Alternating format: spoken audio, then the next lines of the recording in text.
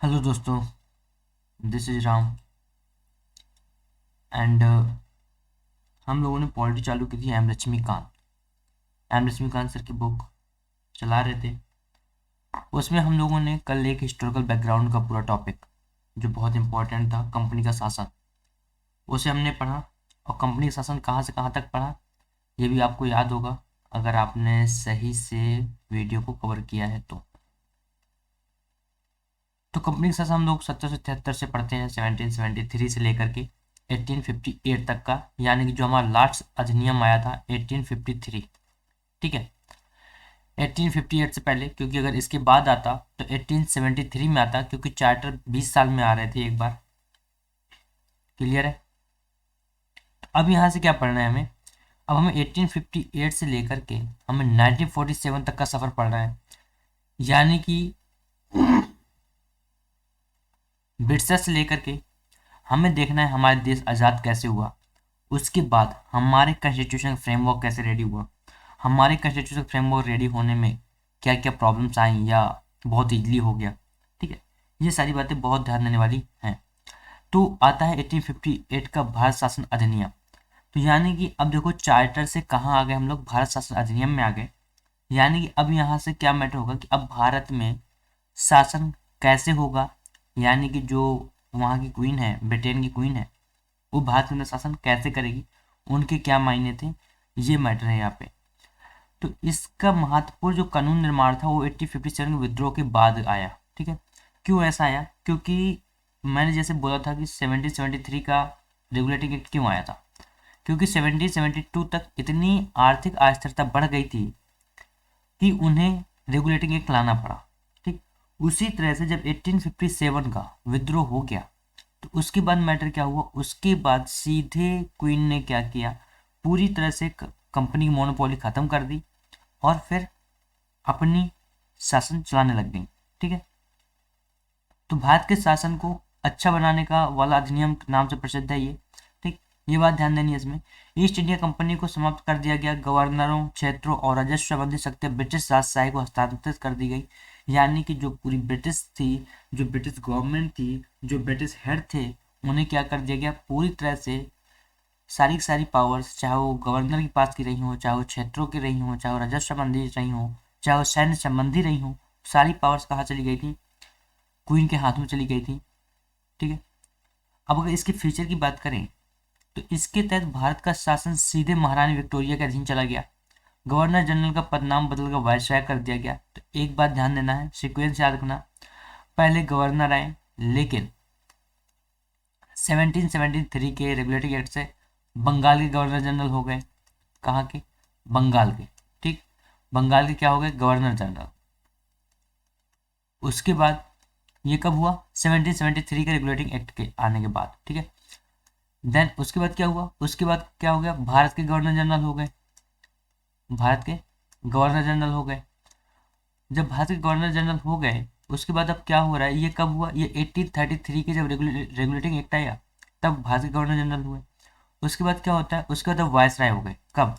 जब 1858 का भारत शासन अधिनियम आया तब। तो ये सीक्वेंस याद होना चाहिए कि गवर्नर आए थे पहले, देन उसके बाद बंगाल के गवर्नर जनरल बने 1773 में वारेन हेस्टिंग, फिर उसके बाद भारत के गवर्नर जनरल बने लॉर्ड विलियम बेंटिक। ठीक, अब वायसराय बने। बात समझ में आई? अब वायसराय आए तो जो हमारे भारत के प्रथम वायसराय थे वो कौन थे, लॉर्ड कैनिंग। कौन थे? Lord Canning. तो ये सीक्वेंस जरूरी है, क्योंकि आपको अगर सीक्वेंस याद हो जाएगा तो सिंपल सी बात है, आपको वो अधिनियम याद हो जाएंगे जिनके तहत ये यहाँ पर आए हुए थे।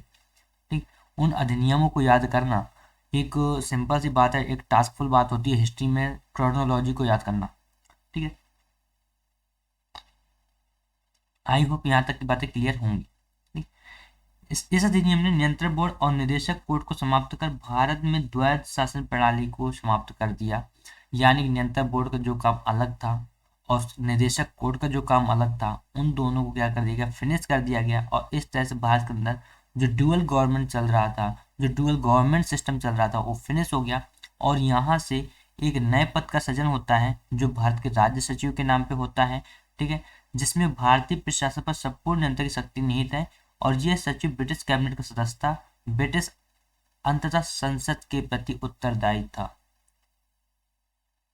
पूरी बात आई होप समझ में आ रही होगी। मैटर समझना, मैटर क्या हुआ, मैटर ये हुआ कि पूरी तरह से जो द्वैध शासन लागू हुआ था नियंत्रण बोर्ड और निदेशक कोड के आने के बाद, वो यहाँ फिनिश हो जाता है।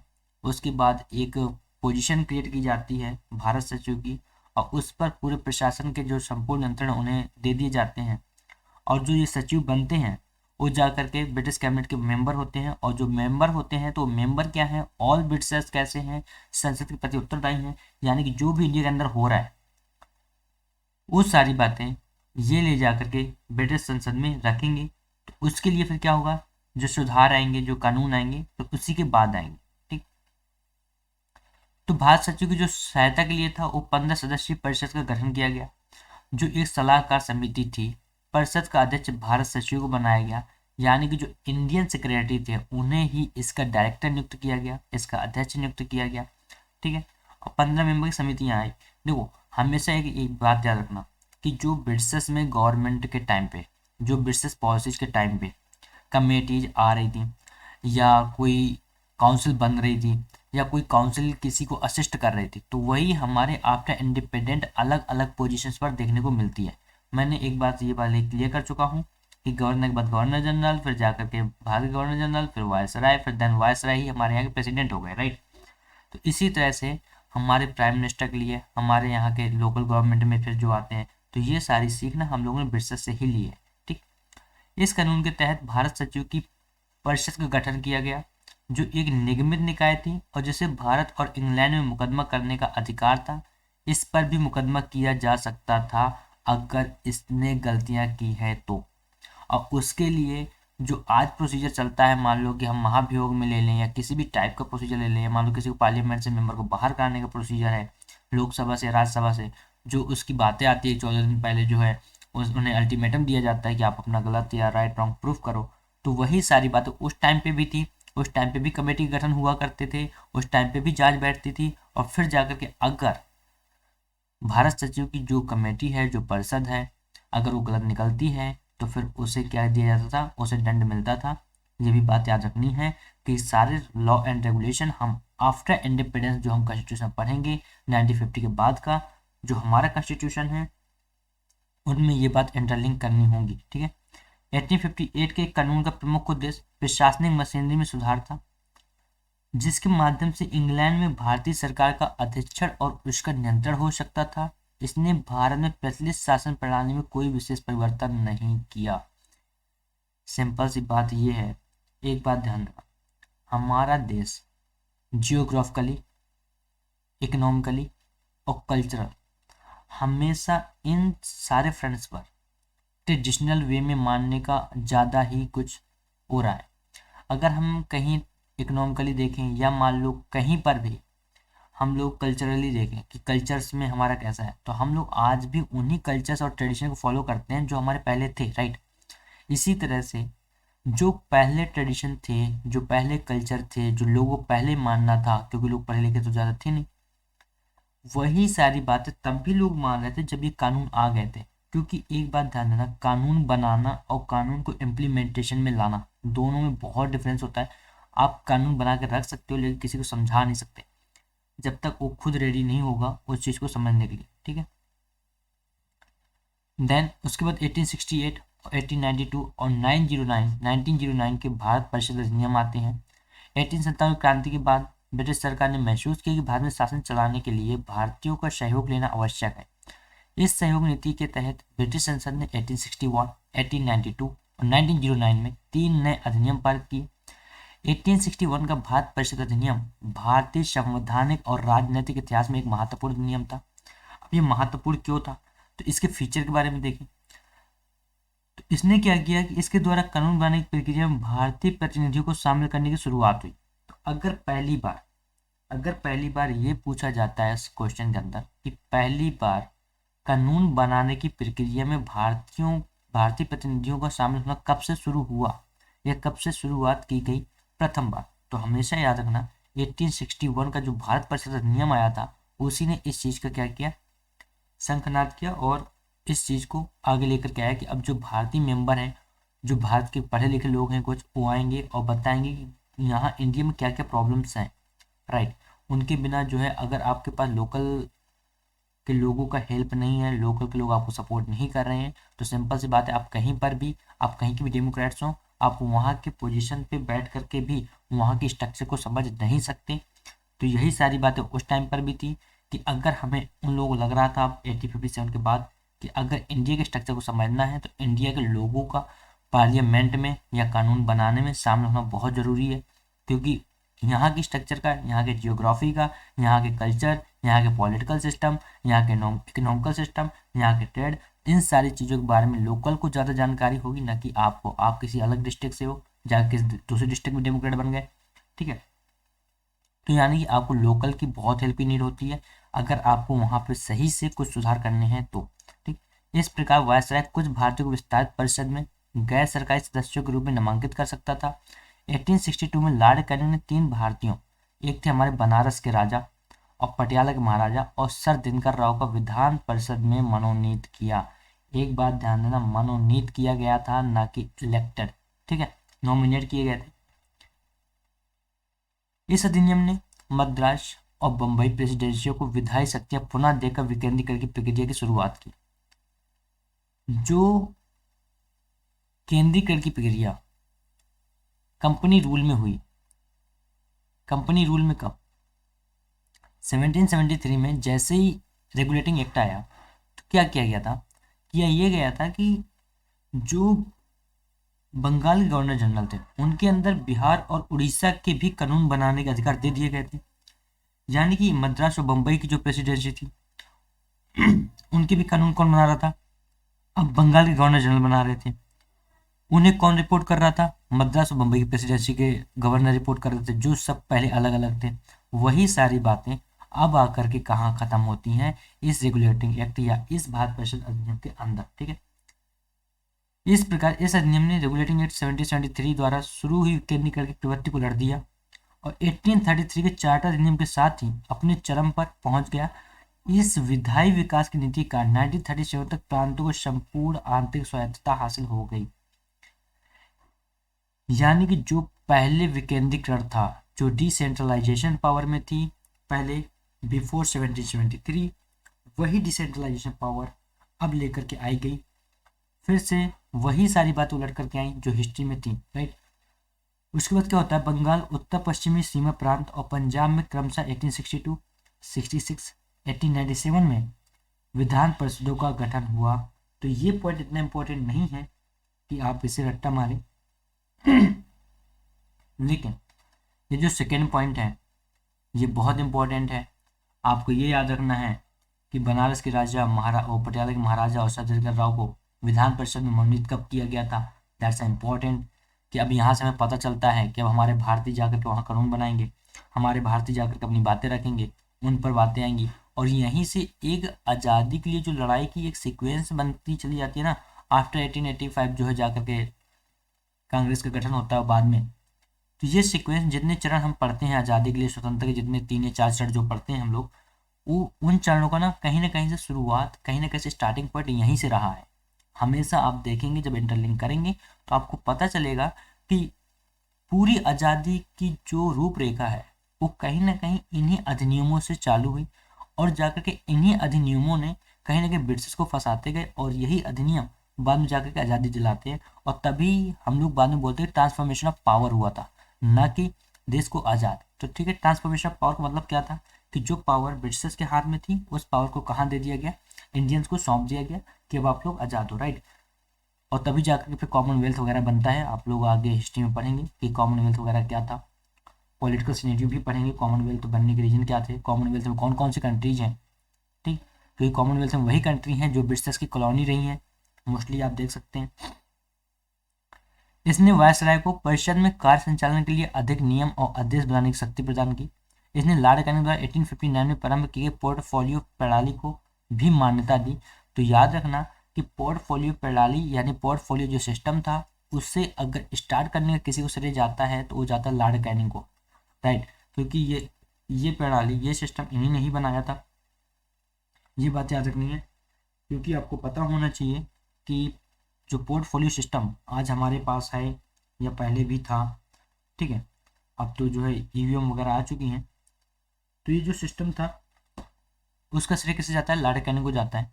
इसके अंतर्गत वायसराय की परिषद का एक सदस्य या एक अधिकारी सरकारी विभागों का प्रभारी बनाया जा सकता था तथा उसे उस विभाग में काउंसिल की ओर से अंतिम आदेश पारित करने का अधिकार था। यानी कि एक अपेक्स अथॉरिटी बैठाई जाती थी वहां पे। कब? जब ये पोर्टफोलियो सिस्टम आया, ठीक है। इसने वायसराय को आपातकाल में बिना काउंसिल की संतुष्टि के अध्यादेश जारी करने के लिए अधिकृत किया और ऐसे अध्यादेश की अवधि मात्र 6 माह होती थी। याद करिए, जब हमारी संसद कभी कार्य में नहीं होती है, जब हमारी संसद सत्र में नहीं होती है, तो अध्यादेश जारी करते हैं प्रेसिडेंट, और उसकी भी अवधि 6 माह है। यानी कि जो अध्यादेश, जो आर्टिकल आज हम 413 यानी 413 पढ़ते हैं, वही अध्यादेश जारी करने की पावर किसके पास है? वायसराय के पास थी। और वही वायसराय की पावर कहाँ आ गई? प्रेसिडेंट के पास आ गई। Think about it. तो यानी कि सिंपल सी बात क्या है, जो वायसराय थे वही आज के क्या है? हमारे यहाँ के प्रेसिडेंट है, राइट। क्योंकि वही पावर जो वहाँ पे अध्यादेश जारी करने की पावर उनके पास थी, वो आज वही पावर किसके पास है? हमारे यहाँ के प्रेसिडेंट के पास है। ये बात याद रखना। वहां भी 6 माह की अवधि थी। सत्र क्या ना हो, सत्र चल ना रहा हो, कोई संसद सत्र में ना हो, ये सारी बातें, राइट। देन 1861 के बाद 1892 का अधिनियम आता है। उनमें फीचर्स क्या रहा? देखो, अगर 1861 का आप पढ़ लेते हैं, राइट, तो इसमें क्या है ना, इसमें आपको 2-3 पॉइंट इंपॉर्टेंट याद रखने हैं, बाकी आप स्किप कर सकते हैं, ठीक है। इसके माध्यम से केंद्रीय और प्रांतीय विधान परिषदों में अतिरिक्त सदस्यों की संख्या बढ़ाई गई। हालांकि बहुमत सरकारी सदस्यों का ही रहता था, तो आप इतना ज़्यादा इसे याद न रखें, अगर बहुत ज़्यादा हो रहा है तो, ठीक है। इसने विधान परिषदों के कार्यों में वृद्धि कर उन्हें बजट पर बहस करने और कार्यपालिका के प्रश्नों का उत्तर देने के लिए अधिकृत किया। ये इंपॉर्टेंट है क्योंकि बजट पे बहस का सत्र कहाँ से आया? यहाँ से 1892 से आता है, ठीक। इसमें केंद्रीय विधान परिषद और बंगाल चैम्बर्स ऑफ कॉमर्स और गैर सरकारी सदस्यों के नामांकन के लिए वायसराय की शक्तियों का प्रावधान था। इसके अलावा प्रांतीय विधान परिषदों में गवर्नर को जिला परिषद, नगर पालिका, विश्वविद्यालय, व्यापार संघ, जमींदारों, चैम्बर ऑफ कॉमर्स की सिफारिशों पर गैर सरकारी सदस्यों को नियुक्त करने की शक्ति थी। तो ये पॉइंट आपको याद रखना है, इम्पोर्टेंट है, क्योंकि यहाँ से नियुक्तियों की, पावर्स की, सेपरेशन ऑफ पावर की बातें बहुत ज़्यादा उठना चालू हो जाती हैं। बाइकैबलिज्म की बातें फिर अभी आगे आएंगी, बताएंगे, ठीक है। मार्ले मिंटो और मॉन्टेग्यू चेम्सफोर्ड, ठीक। आई होप बात क्लियर हो रही हो। देन इस अधिनियम ने केंद्रीय और प्रांतीय विधान परिषदों दोनों में गैर सरकारी सदस्यों की नियुक्ति के लिए एक सीमित और परोक्ष रूप से चुनाव का प्रावधान किया। हालांकि चुनाव शब्द का अधिनियम में प्रयोग नहीं हुआ था। इससे निश्चित निकायों की सिफारिश को जाने वाली प्रक्रिया ही, जो नामांकन की प्रक्रिया थी, वही चुनाव कहलाता था। चुनाव का ऐसा कोई अभी टर्म यहाँ पर नहीं आया हुआ था। कब तक? 1892 के अधिनियम तक। क्लियर है। अब बात आती है 1909, most important for prelims and mains also. ध्यान देना, इस टॉपिक को आप अलग से मार्क करें। 1909 मार्ले मिंटो रिफॉर्म्स। बात समझ में आ रही है क्या? Morley Minto reforms. नौ, इस अधिनियम को मार्ले मिंटो सुधार के नाम से भी जाना जाता है। और उस समय जो लॉर्ड मार्ले थे वो इंग्लैंड में भारत के क्या थे? राज्य सचिव थे। और जो लॉर्ड मिंटो थे वो भारत के वायसराय थे। देखो कंफ्यूजन बड़ा आता है कि मार्ले कौन थे, मिंटो कौन थे, है ना। ये दोनों पर्सन अलग हैं। आप एक काम करो, क्योंकि जब मॉन्टेग्यू चेम्सफोर्ड में भी फिर जब कंफ्यूजन आएगा तो अब आप ऐसे याद करो कि मार्ले जो थे वो पहले वाले जो है वो क्या है? राज्य सचिव रहे हैं, और जो दूसरे वाले हैं वो वायसराय रहे, राइट। तो आप इस तरह से याद कर सकते हैं एक ट्रिक के थ्रू कि जो पहला वाला नाम है वो राज्य सचिव का नाम है, और जो दूसरा वाला नाम है वो वायसराय का नाम है, जो उस टाइम पे इंडिया में थे। आई होप बात क्लियर हो रही होगी। इसने केंद्रीय और प्रांतीय विधान परिषदों के आकार में काफी वृद्धि की।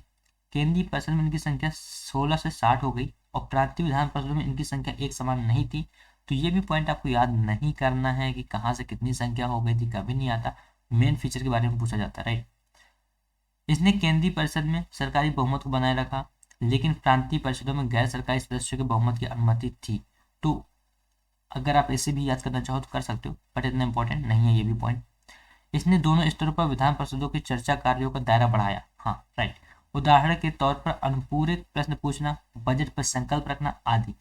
तो इस पॉइंट को आप इंपॉर्टेंट करें, क्योंकि बजट पे संकल्प रखने की परिकल्पना, अनुपूरक प्रश्न पूछने की परिकल्पना, जो अनुपूरक प्रश्न कहाँ पूछे जाते हैं ये भी बता देते हैं, जो तारांकित और अतारांकित प्रश्नों की सूची या तारांकित अतारांकित प्रश्नों को पूछने का जो राइट है पार्लियामेंट्री मेंबर्स के पास, वो यहीं से आता है कि जो तारांकित प्रश्न है उनमें हम लोग पूरे प्रश्न पूछ सकते हैं, लिखित उत्तर चाहिए या मौखिक जवाब चाहिए होता है वहाँ पे, ठीक है, कि लिखित किस में चाहिए मौखिक किस में चाहिए। अभी आगे पढ़ेंगे जब पार्लियामेंट्री हम लोग सिस्टम पढ़ेंगे तब हम वहाँ बजट के बारे में पढ़ेंगे, हम ये पढ़ेंगे कि जो है कितने टाइप से प्रश्न पूछ सकते हैं, तारांकित प्रश्न क्या होता है, अतारांकित प्रश्न क्या होता है, ठीक है।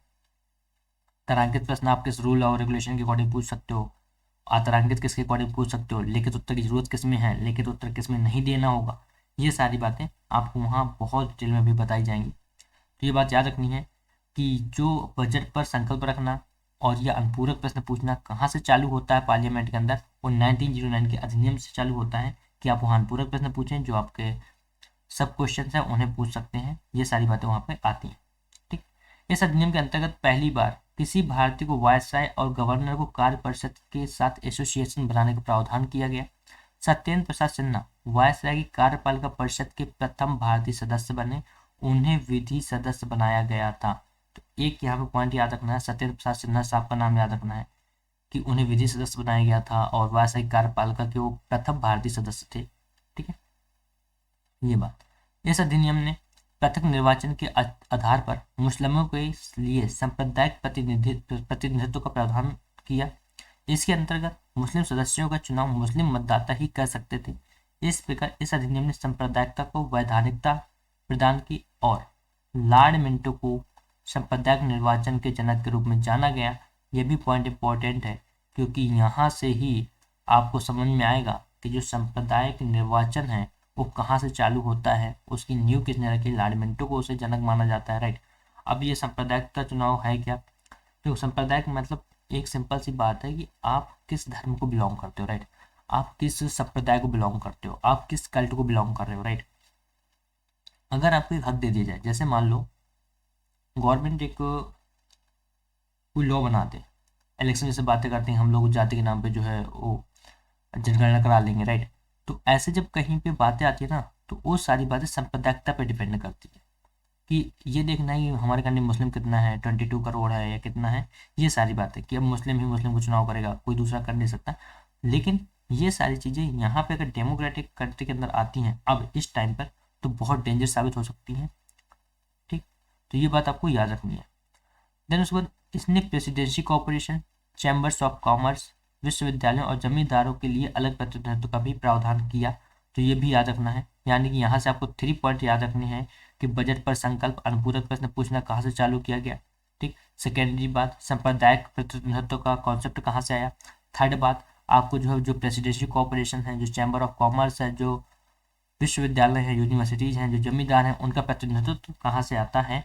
तो ये आपको याद रखने की जरूरत होगी, यहाँ से क्वेश्चन बन सकता है। अदरवाइज मैं पहले बोल चुका हूँ कि हिस्टोरिकल बैकग्राउंड से मुश्किल से 1 या 2 क्वेश्चन ही मिलता है, तो आप रीड करें और जो इंपॉर्टेंट पॉइंट है उन्हीं को फोकस करें, ठीक है, जो हम मार्क करा रहे हैं। देन बात आती है भारत शासन अधिनियम 1919, 1919 का जो भारत शासन अधिनियम है उसकी बात आती है। तो 20 अगस्त 1917 को ब्रिटिश सरकार ने पहली बार घोषित किया कि उसका उद्देश्य भारत में क्रमिक रूप से उत्तरदायी सरकार की स्थापना करना था। अब देखो भैया 1600 में कंपनी का आगमन इंडिया के अंदर होता है। कंपनी तब से लेकर के 1858 तक, एवं 1909 तक मैं बोलूँ तब तक क्या करती है, इंडिया को खूब चूसा जाता है। मतलब कि जो भी रिसोर्सेस हैं लेते जाओ है ना, मतलब कि एक्सपोर्ट ज़्यादा करो, इंपोर्ट कम करो, और वो भी इंपोर्ट करो तो जो वहाँ पे बना हुआ माल है, जो प्रोडक्ट है उसे इंपोर्ट करो, रॉ मटेरियल एक्सपोर्ट करो। लेकिन अब यहाँ पे जब रिबिलियंस या आंदोलन्स या मूवमेंट्स या कुछ ऐसा होने लगता है, जब लोग अवेयर होना चालू हो जाते हैं, अब ब्रिटिश गवर्नमेंट का रोना क्या चालू हो जाता है, ब्रिटिश सरकार रोना ये चालू कर देती है कि हमेशा से इंडिया के अंदर एक जो है क्रमिक रूप से उत्तरदायी सरकार बनाने का उनका मुद्दा रहा है हमेशा से। तो ये रोना यहाँ से चालू होता है कि पहली बार वो ऐसा बोलती है कि उसका उद्देश्य क्या था। 1917 में 20 अगस्त को ये बात आता है, ये बात सामने निकल के आती है। तो बात समझ में आ रही है। सिंपल सी बात यही है कि अगर अपनी आप राइट मांगने जाओगे तो सिंपल सी बात है गवर्नमेंट को क्या होना पड़ता है, झुकना पड़ता है। ये हमेशा इतिहास गवाह रहा है। ठीक। तो क्रमिक रूप से 1919 में भारत शासन अधिनियम बनाया गया जो 1921 से लागू हुआ। इस कानून को मॉन्टेग्यू चेम्सफोर्ड रिफॉर्म्स कहा जाता है। तो अब देखो मॉन्टेग्यू कौन हो गया भैया, भारत के राज्य सचिव, जैसे बोला पहले वाले राज्य सचिव, और दूसरे वाले कौन, वायसराय। राइट, ये याद रखना है। अब ध्यान दें आप, इसमें पहला पॉइंट जो है केंद्रीय और प्रांतीय विषयों की सूची की पहचान कर एवं उन्हें पृथक कर राज्यों पर केंद्रीय नियंत्रण कम किया गया। केंद्रीय और प्रांतीय विधान परिषदों को अपनी सूचियों के विषयों और विधान बनाने का अधिकार प्रदान किया गया, लेकिन सरकार का ढांचा केंद्रीय एकात्मक ही बना रहा। तो जो है आप इसे स्किप मार सकते हो, इतना इंपॉर्टेंट नहीं है। लेकिन हाँ, सेकेंड, सेकेंड क्यों इंपॉर्टेंट है, मार्क कर लें इसे। यहाँ से वो कैसे एक पॉइंट निकाल के ला सकता है, इसने प्रांतीय विषयों को पुनः दो भागों में विभक्त कर दिया। यानी कि जो डिसेंट्रलाइजेशन की पावर 1861 के अधिनियम में देखने को मिली, जो वहां से डिस्ट्रीब्यूशन चालू हुआ, जो सेंट्रलाइजेशन 1773 में आया था, उसका कहाँ तोड़ मिला, 1861 में तोड़ मिला। उसके बाद 1919 में जो लोकल के लिए था ना, वो भी वहां पे तोड़ना चालू किया कि जो लोकल के लिए जो प्रांतीय जो प्रोविंशियल सब्जेक्ट है उन्हें भी दो भागों में बांट दो, एक को हस्तांतरित कर दो और एक को आरक्षित कर दो, एक को रिजर्व में डाल दो और एक को हस्तांतरित रहने दो। ठीक। हस्तांतरित विषयों पर गवर्नर का शासन होता था और इस कार्य में वह उन मंत्रियों की सहायता लेता था जो विधान परिषद के प्रति उत्तरदायी थे। बात समझना। यानी कि अब गवर्नर क्या कर रहे हैं, जो प्रोविंशियल गवर्नर हैं, जो प्रोविंसेस के गवर्नर हैं, अब वो क्या कर रहे हैं, वो वहां पे हस्तांतरित विषयों पर कानून बनाएंगे। ठीक है। और उस सजेशन किससे ले सकते हैं, सजेशन वो उसी मंत्री से लेंगे जो विधान परिषद के प्रति उत्तरदायी है। राइट। दूसरी ओर आरक्षित विषयों पर गवर्नर कार्यपालिका परिषद की सहायता से शासन करता था, जो विधान परिषद के प्रति उत्तरदायी नहीं थी। तो सिंपल सी बात ये है कि जो मेन पावर है वो अपने हाथ में ले लो और बाकी पावर किसे दे दो, लोगों को दे दो। यही सारी बातें हैं, क्योंकि लोग, जो लोग उत्तरदायी नहीं हैं, अगर उन्हें मेन पावर दे दी जाएगी तो सिंपल सी बात है वो झुकना नहीं चाहेंगे। ये बात क्लियर है।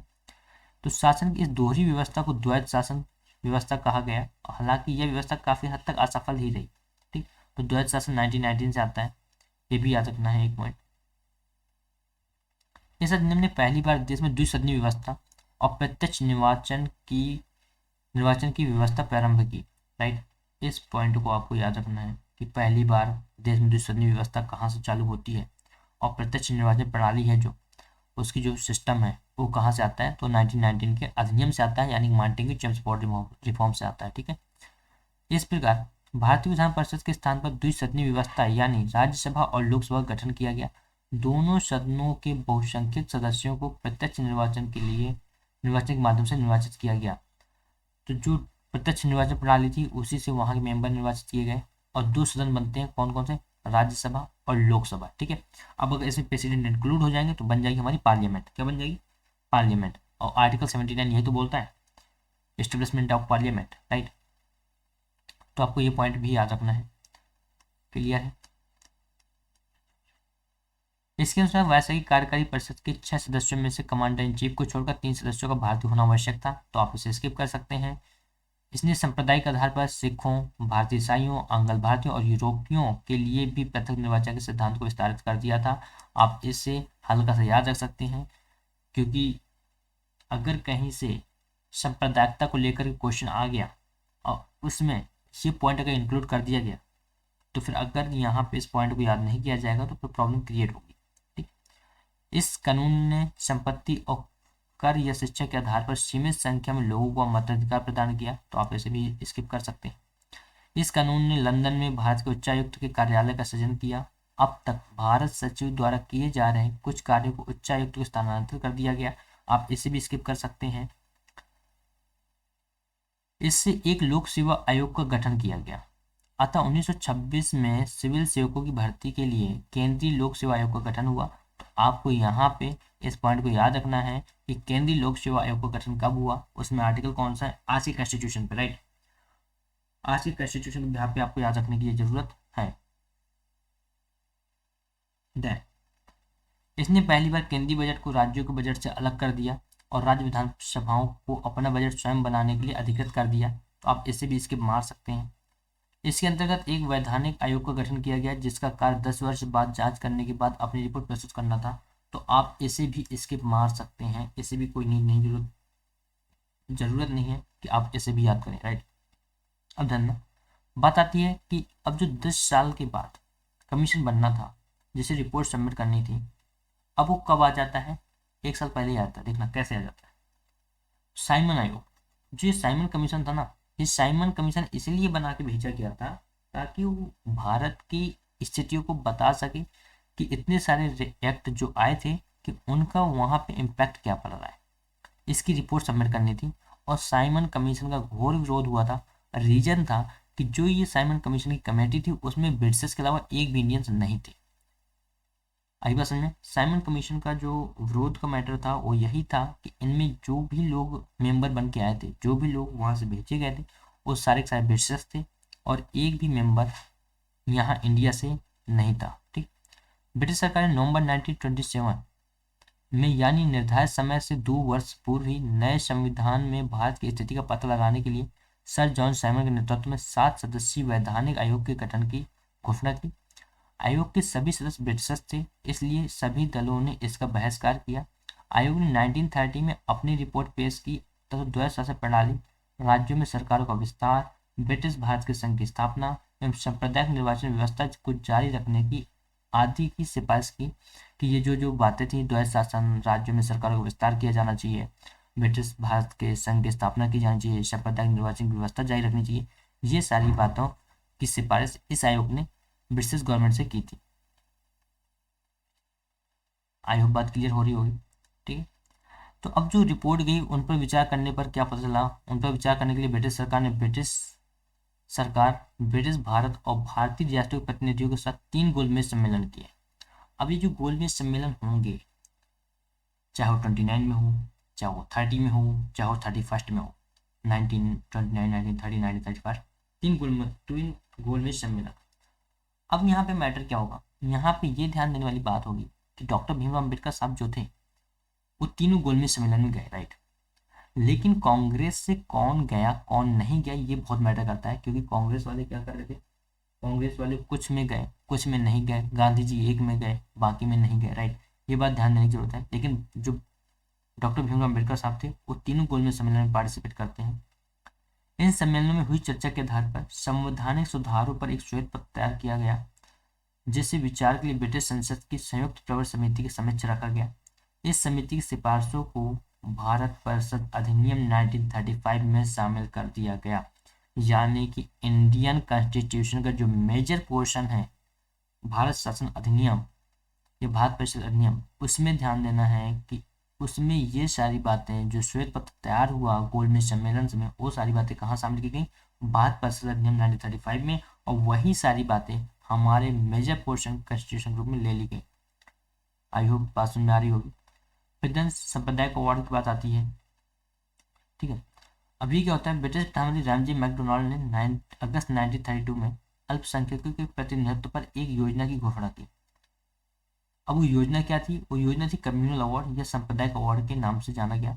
अवार्ड ने न सिर्फ मुस्लिमों, सिख, ईसाई, यूरोपियनों और आंग्ल भारतीयों के लिए अलग निर्वाचन व्यवस्था का विस्तार किया, बल्कि इसे दलितों के लिए भी विस्तारित कर दिया गया। दलितों के लिए अलग निर्वाचन व्यवस्था से गांधी बहुत व्यथित हुए और उन्होंने अवार्ड में संशोधन के लिए पूना की यरोदा जेल में अनशन प्रारंभ कर दिया था। अतः कांग्रेस नेताओं और दलित नेताओं के बीच एक समझौता हुआ जिसे पूना पैक्ट कहा जाता है। क्या कहा जाता है? पूना पैक्ट कहा जाता है। और इसमें संयुक्त हिंदू निर्वाचन व्यवस्था को बनाए रखा गया और दलितों के लिए स्थान भी आरक्षित कर दिए गए। गांधी को जो एक बात पसंद नहीं आई थी वो क्या थी? यही बात थी कि जो अल्पसंख्यक है उन अल्पसंख्यकों के लिए निर्वाचन प्रणाली का अलग होना, वो भी उस कंडीशन तक जिस कंडीशन तक कहाँ दलितों तक पहुंच जाना उसका, ये गांधी को बिल्कुल ही पसंद नहीं आया था। गांधी नहीं चाहते थे कि दलितों के लिए जो है अलग निर्वाचन प्रणाली हो, तो उन्होंने संयुक्त हिंदू प्रणाली की बात की। और इसकी बात जो है कुछ लोग आलोचना भी करते हैं। जब कॉन्स्टिट्यूशन की आलोचनाएं बाहर निकल के आती हैं तो बहुत सारे लोग आलोचना करते हैं कि कॉन्स्टिट्यूशन जो है एक ही संप्रदाय को आगे लेके गया, ये सारी बात। ठीक है। अब दिन बात आती है भारत शासन अधिनियम 1935 की। एक बात मैं यहाँ पे और बोल देता हूँ, अगर देखो कोई भी डाउट आता है आफ्टर लेक्चर तो आप मुझे कमेंट में डाल दें कि प्रॉब्लम क्या आ रही है, या कोई ज़्यादा बहुत बड़ी प्रॉब्लम आ रही है, या कुछ चीज़ें समझ नहीं आ रही हैं या आ रही हैं बट उन्हें याद कैसे करें, तो मैं इन सारी चीज़ों पे एक वीडियो डाल दूंगा कि आपको मेमोराइजेशन कैसे करना है, रिमेंबर कैसे करनी है चीज़ें, ये सारी बातें, राइट। देन बात आती है भारत शासन अधिनियम 1935 की। अब ये क्या है ना, अब इसमें सारे के सारे इंपॉर्टेंट पॉइंट नहीं है कि आप सारे के सारे पूरा भारत शासन अधिनियम पढ़ डालो। भारत शासन अधिनियम पढ़ने का शौक है ना, तो आज का संविधान पढ़ना चालू कर देना, ठीक है। तो यह अधिनियम भारत में पूर्ण उत्तरदायी सरकार के गठन में एक मील का पत्थर साबित हुआ। यह एक लंबा विस्तृत दस्तावेज था जिसमें 321 धाराएं और 10 अनुसूचियां थीं। क्लियर है? तो इसमें कितनी अनुसूचियां थीं? 10 अनुसूचियां थीं। और धाराएं कितनी थीं? 321। ठीक है। अधिनियम की विशेषताओं में ध्यान देना, ये आपका पहला पॉइंट इंपॉर्टेंट है। क्यों इंपॉर्टेंट है? क्योंकि यहाँ संघीय सूची, राज्य सूची और समवर्ती सूची के आधार पर शक्तियों का बंटवारा किया गया कि जो है जो संघीय सूची है उसमें कितने विषय हों, 59 विषय उसमें दिए गए, फिर यहाँ 54 विषय दिए गए राज्य सूची में, और समवर्ती सूची में 36 विषय दिए गए। और देखो, संघीय सूची को कानून बनाने का हक है कि वो बना सकती है। राज्य सूची में क्या है, राज्य अगर जब चाहे एडवाइज कर सक जो है रिक्वेस्ट कर सकती है पार्लियामेंट को कि वो हमारे राज्य के लिए कानून बना दे। देखो, एक तरह से राज्य सूची भी जाकर के कहाँ सेंट्रल की ओर झुक गई। समवर्ती सूची में क्या है, समवर्ती सूची में यही बात है कि भैया जो कानून बनेगा उसमें क्या मैटर होगा, उसमें स्टेट एग्री करें ना करें, लेकिन जो सेंट्रल बोलेगा वही बातें होंगी, राइट। वो भी देखो उसका भी झुकाव कहाँ हो गया, यानी कि एक तरह से डिसेंट्रलाइजेशन के साथ साथ सेंट्रलाइजेशन की प्रवृत्तियां भी हमारे संविधान के अंदर कहीं ना कहीं इन्हीं अधिनियमों से आई हैं। आई होप क्लियर हो रहा होगा, ठीक। तो जो अवशिष्ट शक्तियाँ थी वो वायसराय को दे दी गई, और आज की अवशिष्ट शक्तियाँ किसके पास है, रेसिडुअल पावर्स किसके पास है, प्रेसिडेंट के पास है, राइट। हालांकि यह संघीय व्यवस्था कभी अस्तित्व में नहीं आई क्योंकि देशी रियासतों ने इसमें शामिल होने से इनकार कर दिया था। ये ध्यान देना कि जो प्रोविंशियल पावर थी, जो प्रोविंशियल स्टेट थी, उन्होंने इस अधिनियम में आने से क्या कर दिया था, मना कर दिया था कि हम इन सारे कानून को नहीं मानेंगे। तो ये पॉइंट इंपॉर्टेंट है। देन उसके बाद आप देखो द्वैध शासन समाप्त कर दिया गया, ठीक। तो आप इतना ज़्यादा इन्हें फोकस ना करें क्योंकि आने वाले जो चैप्टर्स हैं उनमें आपको क्लियर हो जाएगा, ठीक। द्वैध शासन प्रणाली का शुभारंभ किया गया, परिणामतः संगति विषयों को स्थानांतरित और आरक्षित विषयों में विभक्त करना पड़ा। हालांकि यह प्रावधान कभी लागू नहीं हो सका, तो ये भी आपका इंपॉर्टेंट नहीं है, आगे आकर के ही पढ़ाई जाएंगी ये सारी बातें, ठीक। आप इसे स्किप मार सकते हैं एक टाइप से, कुछ पॉइंट्स को याद में रखकर। जैसे 6 नंबर का पॉइंट है, आप यहाँ से इसे पढ़ सकते हैं कि भारत शासन अधिनियम 1858 द्वारा स्थापित भारत परिषद को समाप्त कर दिया गया। इंग्लैंड में भारत सचिव को सलाहकारों की टीम मिल गई, राइट। तो ये पॉइंट आप यहाँ पे याद रख सकते हैं। बाकी रिजर्व बैंक की स्थापना यहाँ से होती है मुद्रा और साख पर नियंत्रण के लिए, तो आप इसे यहाँ पे याद रख सकते हैं, राइट। तो उसके बाद लोक सेवा आयोग की स्थापना, बल्कि प्रांतीय सेवा आयोग और 2 या अधिक राज्यों के लिए संयुक्त सेवा आयोग की स्थापना भी की गई, और इसके तहत 1937 में संघीय न्यायालय की स्थापना हुई। तो ये पॉइंट अब जो 2-4 इंपॉर्टेंट पॉइंट हैं उन्हें आप याद रखें, और बाकी सारे के सारे अधिनियम के जितने भी पॉइंट हैं उन्हें आप स्किप मार सकते हैं क्योंकि ये सारे पॉइंट्स आने वाले लेक्चर्स में ऑलरेडी क्लियर हो जाएंगे, क्योंकि जब वो यहाँ के पॉइंट आगे वहाँ इंटरलिंक किए जाएंगे तो आई थिंक कि एक बेटर अंडरस्टैंडिंग आपके अंदर डेवलप होगी। फिर बात करते हैं भारतीय स्वतंत्रता अधिनियम 1947, यानी कि अब देश आज़ादी की बारी, ठीक। तो 20 फरवरी 1947 को ब्रिटिश प्रधानमंत्री उस टाइम पे कौन था, क्लीमेंट एटली ने घोषणा की कि 30 जून 1947 को भारत में ब्रिटिश शासन समाप्त हो जाएगा। इसके बाद सत्ता उत्तरदायी भारतीय हाथों में सौंप दी जाएगी। इस घोषणा पर मुस्लिम लीग ने आंदोलन किया और भारत के विभाजन की बात कही। अब देखो, मुस्लिम लीग को एक अखंड भारत पसंद नहीं आया कि एक भारत हो, उसे हजम नहीं हुआ। उन्हें हमेशा क्या रहा कि हमारा एक खुद का देश होना चाहिए, हमारा एक खुद का कॉन्स्टिट्यूशन होना चाहिए। उन्होंने क्या कर दिया, हड़ताल कर दी, हड़कंप मचा दिया भाई साहब, है ना। और जब हड़कंप मच गया तो क्या हुआ, बांट दिया कि भाई देश को बांटो, ठीक है भैया, बांटने की बातें आ गई। कि मुस्लिम लीग आई कहाँ से, एक बात ध्यान रखना, जब बंगाल का विभाजन 1905 में हो जाता है, ठीक है, तो बंगाल के विभाजन के बाद 1906 में ही जो है मुस्लिम लीग की स्थापना होती है। तो ये हिस्ट्री का पार्ट है, आप ध्यान दे सकते हैं, ठीक है। 3 जून 1947 को ब्रिटिश सरकार ने फिर स्पष्ट किया कि 1946 में गठित संविधान सभा द्वारा बनाया गया संविधान उन क्षेत्रों में लागू नहीं होगा जो इसे स्वीकार नहीं करेंगे। क्लियर है बात। उन्होंने ही इस बात का घोषणा कर दी कि 1946 में जो संविधान गठित हुआ, जो 9 दिसंबर 1946 में संविधान सभा की पहली मीटिंग हुई, उससे लेकर के पूरे संविधान बनने तक, यानी कि 26 नवंबर 1949 तक जो जो प्रावधान लाए गए, वो प्रावधान उन क्षेत्रों में लागू कभी नहीं होंगे जिन क्षेत्रों के प्रोविंसेस पावर, जिन क्षेत्रों के राजा इसे लागू नहीं करना चाहते। आई होप बात क्लियर होगी। उसी दिन 3 जून 1947 को वायसराय लॉर्ड माउंटबेटन ने विभाजन की योजना पेश की, और जिसे माउंटबेटन योजना यानी माउंटबेटन प्लान कहा गया। इस योजना को कांग्रेस और मुस्लिम लीग ने स्वीकार कर लिया। इस प्रकार भारतीय स्वतंत्रता अधिनियम 1947 बनाकर उसे लागू कर दिया गया। अब इसमें क्या मैटर था, इसने भारत में ब्रिटिश राज समाप्त कर 15 अगस्त 1947 को इसे स्वतंत्र और संप्रभु राष्ट्र घोषित कर दिया। तो एक बात ये याद रखनी है। दूसरी बात, पाकिस्तान को अलग कर दिया गया था, तो पाकिस्तान एक अलग स्टेट बन गया था। ठीक, अब यहाँ से वायसराय का पद समाप्त कर दिया गया और उसके स्थान पर 2 डोमिनियन राज्यों में गवर्नर जनरल पद का सृजन किया गया, जिसकी नियुक्ति नए राष्ट्र की कैबिनेट की सिफारिश पर ब्रिटेन के ताज को करनी थी। इन पर ब्रिटेन की सरकार का कोई भी नियंत्रण नहीं होना था, बस वो नियुक्ति कर देते, बाकी आप अपना संभालो। ठीक है, ये वाला मैटर था। इसने दोनों डोमिनियन राज्यों संविधान सभाओं को अपने देशों का संविधान बनाने और उसके लिए किसी भी देश के संविधान को अपनाने की शक्ति दी। ठीक है, सभाओं को यह भी शक्ति थी कि वे किसी भी ब्रिटिश सरकार को समाप्त करने के लिए कानून बना सकती थी। यहाँ तक उन्हें स्वतंत्रता अधिनियम को भी निरस्त करने का अधिकार था। ये बात आपको इतना ज़्यादा याद करने की जरूरत नहीं है, क्योंकि यहाँ से क्वेश्चन नहीं आते। ठीक है, बस यहाँ से क्वेश्चन आएगा तो माउंटबेटन प्लान पर क्वेश्चन बनता है। माउंटबेटन प्लान था क्या, कब आया, उसके बाद पाकिस्तान का जो डोमिनियन बना उसके लिए, बस दैट्स इट। इससे ज़्यादा क्वेश्चन नहीं आता है यहाँ से।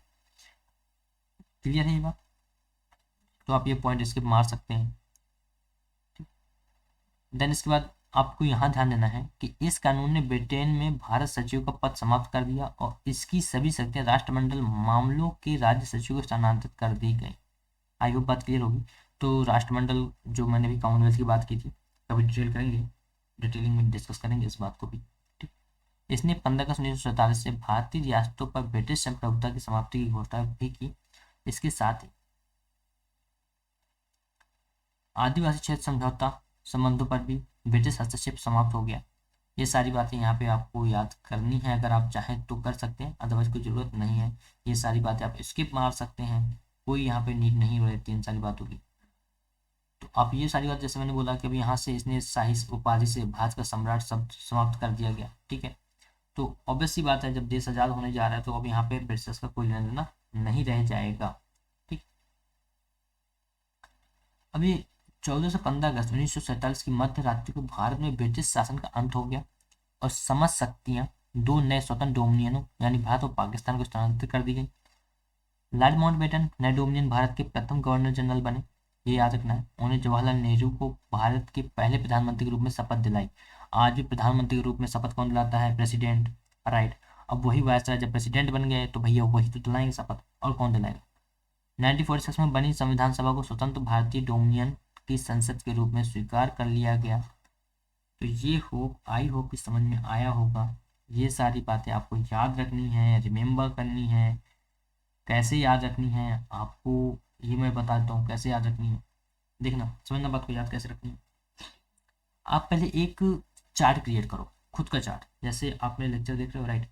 जो मैं इंपॉर्टेंट पॉइंट बोल रहा हूँ उन पॉइंट्स को मार्क करो। पहले एक चार्ट क्रिएट करो, एक पहले क्रोनोलॉजी बनाओ। ठीक है, क्या बनाओ, क्रोनोलॉजी बनाओ, और उस क्रोनोलॉजी ऑर्डर में मेंशन करना चालू करो। क्या मेंशन करना है, ये मेंशन करना है कि कहाँ से क्या हुआ था। जैसे 1773, राइट, इसमें केवल ये मेंशन करना है गवर्नर जनरल बंगाल का। ठीक, उसके बाद 1833 क्या मेंशन करना है, गवर्नर जनरल ऑफ इंडिया। फिर 1858 क्या मेंशन करना है, आपको मेंशन करना है वायसराय। क्या मेंशन करना है, वायसराय। क्लियर है। फिर आफ्टर 1947 मेंशन कर दो प्रेसिडेंट। क्या मेंशन कर दो, प्रेसिडेंट। क्लियर है। इस तरह से क्रोनोलॉजी ऑर्डर में आप इसे रेडी कर सकते हैं। आई होप कि लेक्चर समझ में आ रहे होंगे। अगर आते हैं तो वीडियो को लाइक करना, शेयर करना और सब्सक्राइब करना मत भूलना। And thanks a lot. मिलते हैं नेक्स्ट लेक्चर में। Thank you so much.